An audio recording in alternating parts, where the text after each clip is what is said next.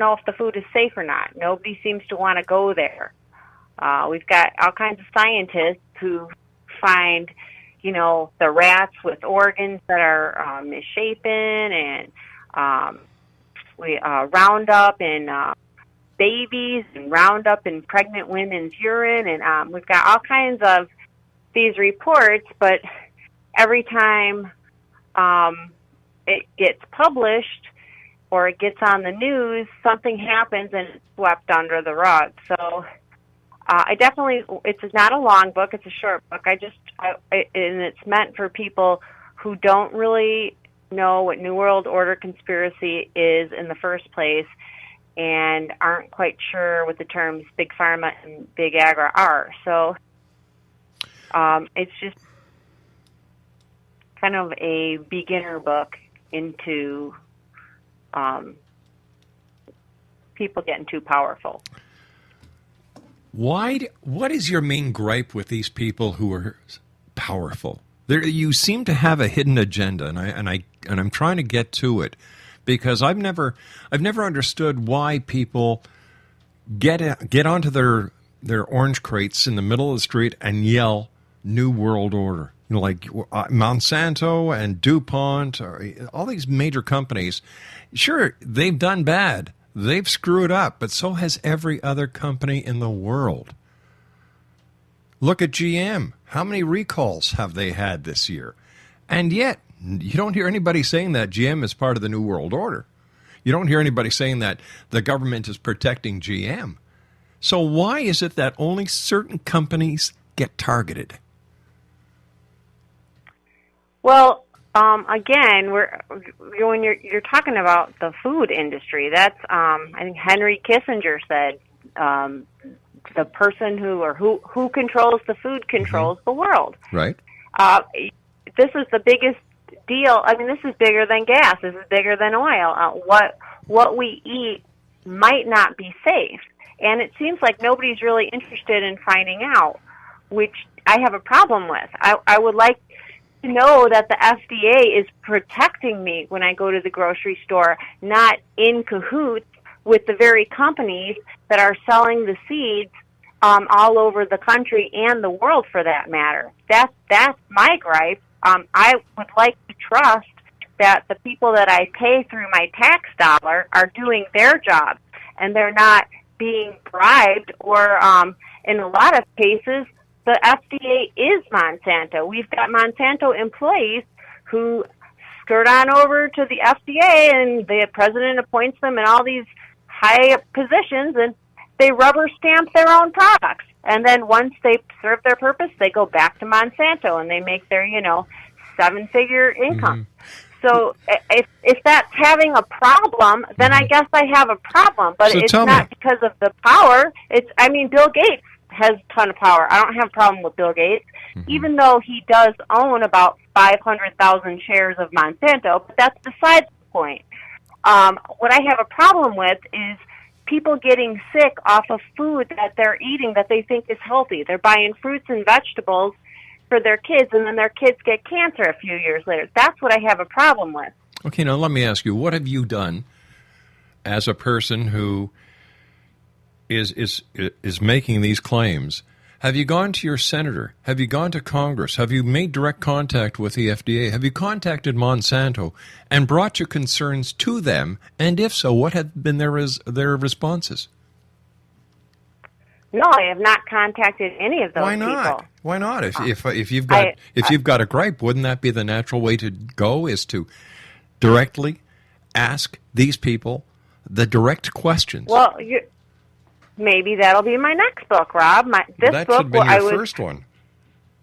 Getting your facts straight. That should be my first one, well, really. Sure. Okay, well, I did get a lot of my facts straight through all of the research. I've interviewed doctors, I've interviewed journalists, and I've interviewed people in the healthcare industry. So it's my first nonfiction book. I'm sure it could have been better, and maybe you're right. I should have got somebody on the blower from Monsanto. You see, if you notice with the major news companies, when they do a story, and let's just use CNN, they go directly to the White House, They go directly to the White House press conferences. They go directly to the Department of Defense. They go directly to the generals. They go directly to the Secretary of State. They get the questions answered by the people, right, who are responsible. Look what they did with the Department of Veterans Affairs, for goodness sake. They basically toppled it. Wait, hold the phone here, Rob. I am not a journalist. But I am a novelist. There's a huge difference there. Well, not really, because what you're doing... You're putting expectations on me that you would put on, I don't know, Bill O'Reilly or I don't know, whoever these people are. What I'm doing is I'm challenging you as an author as to the validity of the statements you're making in your book and the statements that you're presenting to your readers based on where did you get your proof. Have you read the book? I'm talking to you. Before you blast it as a bunch of BS, you should read it. It's I have the facts cited. I have them linked. I have a bibliography. You did not, all right, but did you go to the FDA? My sources are New York Times, CNN. It's not like these underground blogs of people who aren't in the field. All right, your legitimate sources. Did you go? You said you did not approach anyone at Monsanto. You did not approach anyone at the FDA. No. You did not approach any senator or representative or any state legislator. I did not. Whoa! I did not approach the FDA, but plenty of information I got off of the FDA's website, and that's cited in the book. But why didn't you go directly? Ask them for a quote. Why, Well, maybe next time I will. I'm not a journalist. I don't really know how this works. Okay. I researched the topic and I wrote about it. Is it possible that people reading your book may get the wrong impression based on the information that you've supplied? Well, there's a big forward about how I'm a conspiracy buff and how this is a conspiracy theory, and I am not a doctor, so I'm hoping that they form their own opinion. Why do you think, taking the conspiracy aspect out of it, okay, as a consumer, not as a conspiracy buff here, but as a consumer, when you go shopping,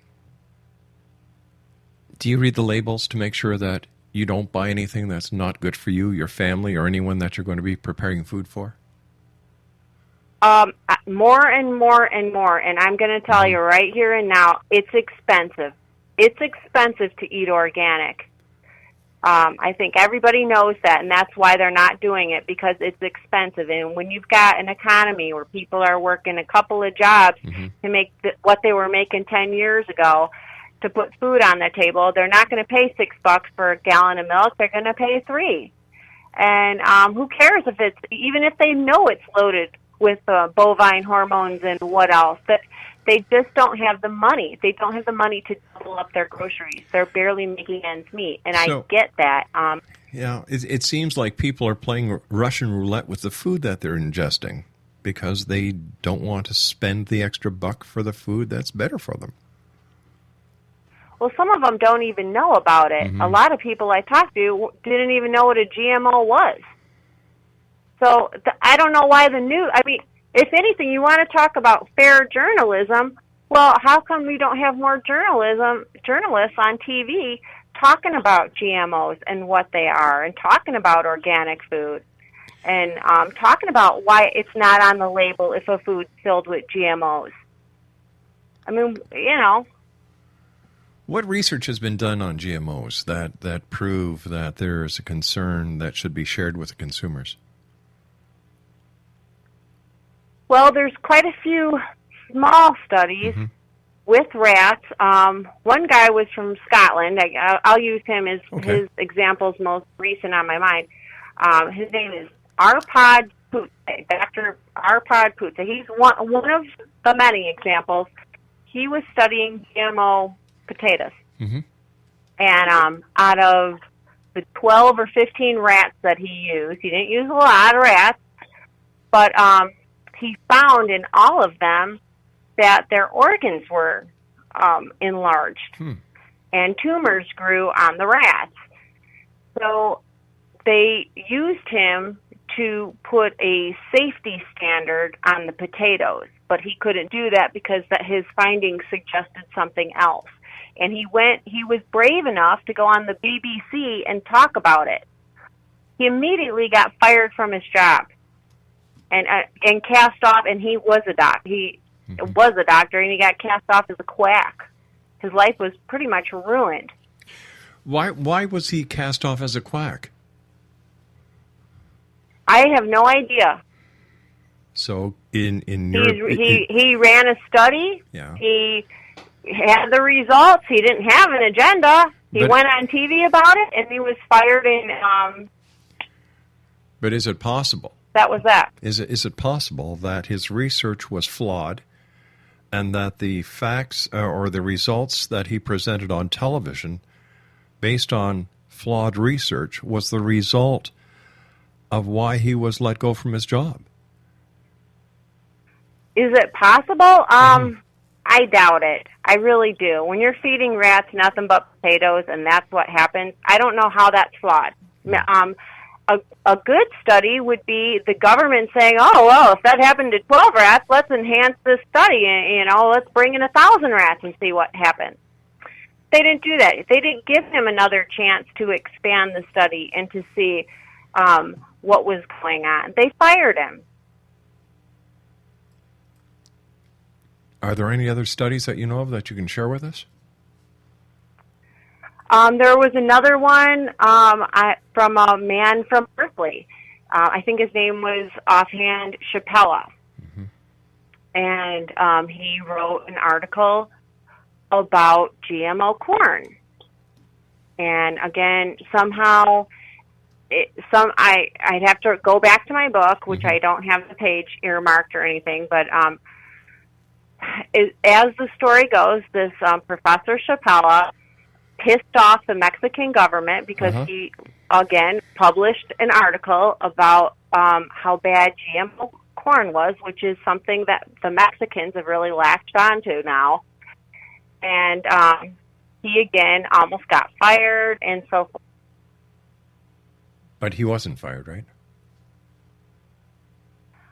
I'm not sure. Again, I'd have to refer to my book. All right, stand by. We've got to take our final break for this segment. www.dinarae.co. Dina Rae is our guest this hour. We're talking about her new book entitled Big Pharma, Big Agri, Big Conspiracy. My name is Rob McConnell. This is the X Zone, a place where people dare to believe and dare to be heard. Monday through Friday from 10 p.m. Eastern until 2 a.m. Eastern. And broadcast around the world on the X Zone Broadcast Network and our fine family of broadcast radio stations, AM, FM cable, and satellite. We'll be back on the other side of this break. Don't go away.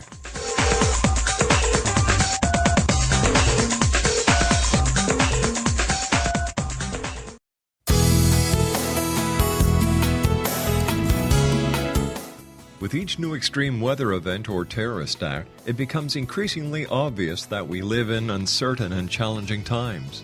We all buy car insurance. Why not collapse and catastrophe insurance? Matthew Stein, an MIT-trained engineer and green builder, has written 2 outstanding books to help people prepare, plan for, and deal with everything from minor situations lasting a few days to full-on collapse. Matt's first book, When Technology Fails, is a manual for self-reliance, sustainable living, and surviving the long emergency. This massive book covers the gamut from first aid and emergency preparedness to alternative healing, renewable energy, primitive living skills, and 18th century technologies that could be critical to your comfort and survival in a long-lasting crisis. Matt's second book, When Disaster Strikes, is a comprehensive emergency preparedness handbook and survival guide. When Disaster Strikes is an essential item for every family's go bag. Both books are available at all usual sources. There's a wealth of totally free information posted at whentechfails.com, and author-signed copies may be purchased at mattstein.com. That's www.whentechfails.com and www.mattstein.com.